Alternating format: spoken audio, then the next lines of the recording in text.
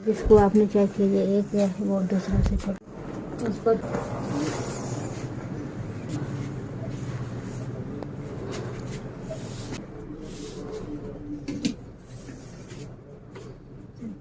ये लो,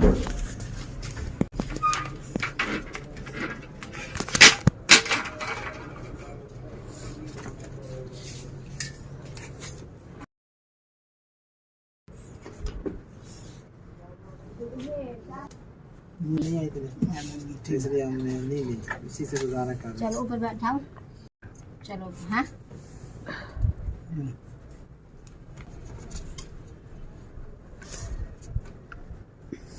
इतनी बातें हैं बस, इसके आगे नहीं जाती। मेरा नाम मोहम्मद यूसुफ है।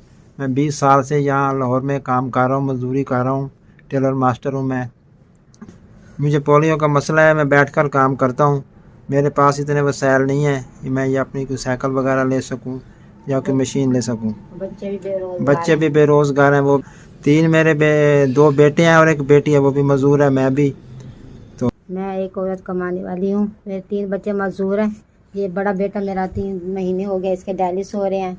ये भी बेरोजगार है, 3 माह से इसके डायलिसिस हो रहे हैं। तो हम गुजारा कर रहे थे, अब बहुत परेशानी होती, बड़ी मुश्किल में हूँ। ये बच्चे बेरोजगार, इनको लेके आना जाना बहुत बड़ा मसला है मेरे लिए। ये मैं सब घर का भी संभालती हूँ, काम भी करती हूँ बाजियों का। इनको हॉस्पिटल में भी लेके बच्चों को जाना होता, सारा काम मैं खुद कर रही हूँ। इसको नीचे उतारना, ऊपर लेके आना बड़ा मुश्किल होती है। मैं कभी किसी बंदे को कहती हूँ, कभी किसी को कहती हूँ, उसको ऊपर लेके आते हैं। मैं हाँ जी, लोहे की सीढ़ियाँ, 40 सीढ़ियाँ, तो ऊपर लेके आना 3री मंजिल पे बड़ी मुश्किल काम है।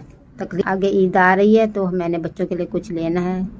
आप मेरी बच्चों की प्लीज़ मदद कर दें, इनको कोई रोज़गार दिलवा दें या कोई हेल्प कर दें, अपनी रोज़ी वाले हो सकें, अपनी रोज़ी का धंधा चला सकें।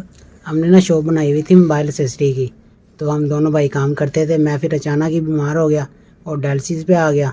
उसके बाद मेरा भाई चला रहा था, 3-4 महीने ये जाता रहा। इसकी तबीयत ख़राब हो गया, 15 दिन ये घर पे पड़ा रहा है। और पीछे वो जो मालिक मकान था उसने किराए के लिए ज़िद की हुई थी और हमारे पास इतने पैसे नहीं थे जो हम किराया दे।